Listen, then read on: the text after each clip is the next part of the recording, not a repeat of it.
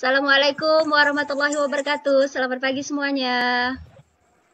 Waalaikumsalam warahmatullahi wabarakatuh. Selamat pagi, Bu. Oke, baiklah. Silakan Ditya untuk memimpin doa pada pagi hari ini. Untuk memulai pada hari ini, berdoa mulai. Berdoa. Oke, terima kasih Ditya. Apakah hari ini hadir semua? Hadir. Hadir. Oke. Tujuan pembelajaran kita hari ini adalah kalian dapat menganalisis reaksi-reaksi yang terjadi di katode maupun anode pada elektrolisis larutan. Nanti kalian juga dapat menghitung massa logam yang dihasilkan pada sel elektrolisis. Pentingnya mempelajari materi perhitungan dalam sel elektrolisis suatu senyawa akan bermanfaat dalam bidang industri, diantaranya pada pembuatan beberapa bahan kimia. Terus kemarin juga ada penyepuhan logam dan pemurnian logam. Ibu nantinya akan bagikan kalian dalam beberapa kelompok kecil, yaitu 3-4 orang. Baiklah, pada pertemuan sebelumnya kalian sudah mempelajari elektrolisis suatu larutan pada proses penyepuhan logam. Bagaimana yang terjadi pada sel elektrolisis penyepuhan logam tersebut? Ada yang bisa menjawab? Saya, Bu. Oke, silakan Rifki. Sudah, Bu. Pada proses penyepuhan ada larutan CuSO4. Yang terjadi pada sel elektrolisisnya apa?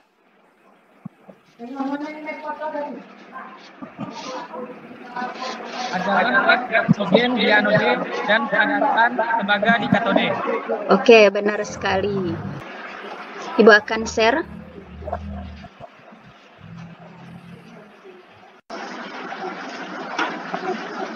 Sel elektrolisis.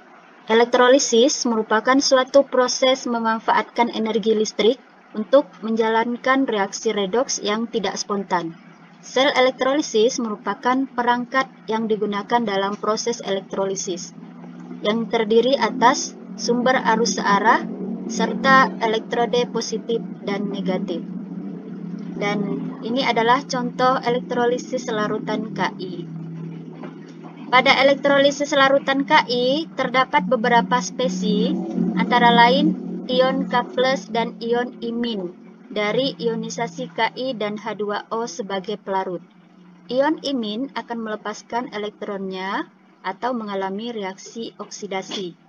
Zat-zat yang ada di sekitar elektrode negatif mengalami reduksi adalah molekul H2O sehingga terjadi reduksi terhadap H2O.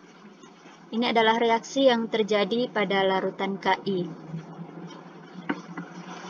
Reaksi oksidasi terjadi pada 2 imin dalam wujud larutan akan menghasilkan I2 dalam wujud larutan dan 2 emin. Sedangkan reaksi reduksi, reaksi yang terjadi adalah 2H2O dalam wujud cair ditambah 2 emin akan menghasilkan reaksi H2 dalam wujud gas ditambah 2OH- dalam wujud larutan.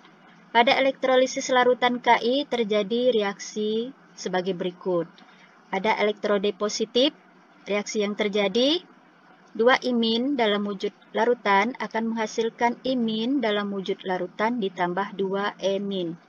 Elektrode negatifnya, reaksi yang terjadi adalah 2H2O dalam wujud cair ditambah 2 emin akan menghasilkan H2 dalam wujud gas ditambah 2 OH- dalam wujud larutan. Reaksi elektrolisis yang terjadi dari persamaan reaksi elektrode positif dan negatif adalah 2 imin dalam wujud larutan ditambah H2O dalam wujud cair akan menghasilkan I2 dalam wujud larutan ditambah H2 dalam wujud gas ditambah 2 OH- dalam wujud larutan. Dan ini adalah proses yang terjadi. Berdasarkan contoh tersebut yang di atas, dapat disimpulkan bahwa pada elektrolisis terjadi dua hal sebagai berikut, yaitu kutub positif merupakan anode dan pada kutub positif terjadi reaksi oksidasi. Sedangkan di kutub negatif merupakan katode dan pada kutub negatif terjadi reaksi reduksi. Reaksi di anode ini reaksi yang terjadi, sedangkan reaksi di katode untuk larutan ini reaksinya, skemanya. Sel elektrolisis untuk menentukan perhitungan menggunakan hukum 1 Faraday. Jumlah zat yang dihasilkan di elektrode pada peristiwa elektrolisis sebanding dengan jumlah muatan listrik yang dialirkan selama elektrolisis berlangsung. Secara umum, untuk menghitung massa zat yang dihasilkan pada proses elektrolisis digunakan rumus berikut. Rumusnya adalah M sama dengan AR dibagi N dikali I dikali T dibagi 96.500. Ini pengertian satuannya.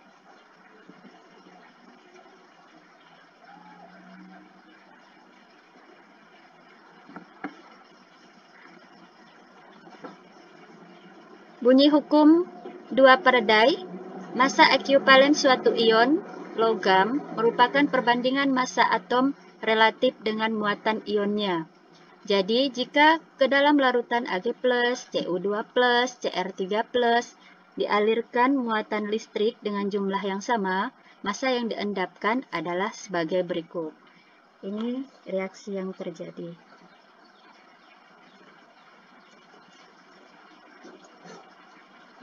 Selanjutnya, penggunaan sel elektrolisis dalam industri.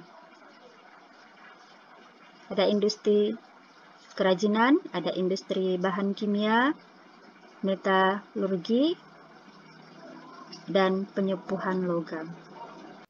Baiklah, terkait perbedaan reaksi yang terjadi pada elektrolisis larutan dan elektrolisis lelehan, serta cara menghitung massa logam yang mengendap dalam proses elektrolisis menggunakan perhitungan hukum Faraday. Biar lebih jelasnya lagi, silakan kalian kerjakan soal dan pertanyaan dalam LKPD yang sudah Ibu bagikan di Google Classroom. Dimulai dari kelompok pertama, silakan untuk mempresentasikan hasil diskusinya. Kelompok pertama siapa? Saya, Bu. Oke, silakan Ditya. Baiklah.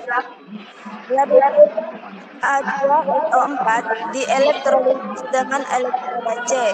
Bagaimana reaksi yang terjadi pada katoda elektrolisis tersebut? Jawabannya, Na2SO4 menjadi 2Na+ ditambah SO4 2-. 2H2O ditambah 2-amin menjadi H2 ditambah 2O-amin. Maka 2H2O menjadi 4H ditambah 4-amin. 2O4 menjadi 4Na+ ditambah 2SO4 2. Untuk menentukan dan amin, katoda dikalikan 2 dan anoda dikalikan 1. Katoda 4H2O ditambah 4E min 4H2 ditambah 4OH. 2O menjadi 4H+ ditambah 4M. 2H2SO4 menjadi 2 ditambah orang ditambah H2 ditambah H2O4. Oke, terima kasih Ditya. Ya, Bu. Selanjutnya, presentasinya sudah bagus-bagus semua dan jawabannya benar-benar semua. Itu artinya kalian dapat memahami reaksi-reaksi yang terjadi di katoda maupun di anoda pada elektrolisis. Baik itu elektrolisis larutan maupun elektrolisis lelehan. Dan kalian juga bisa menghitung massa logam yang mengendap pada reaksi elektrolisis.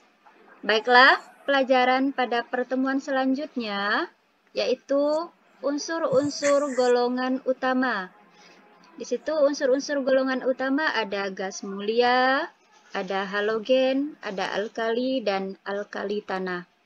Untuk pemahaman mengenai materi yang telah dipelajari, Ibu akan memberikan PR untuk kalian.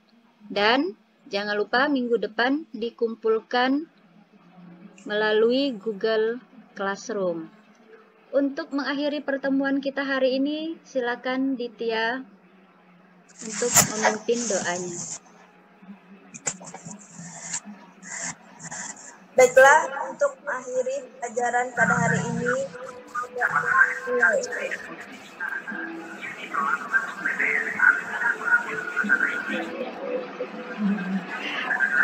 Oke, terima kasih semuanya. Ibu tutup. Wassalamualaikum warahmatullahi wabarakatuh. Waalaikumsalam warahmatullahi wabarakatuh.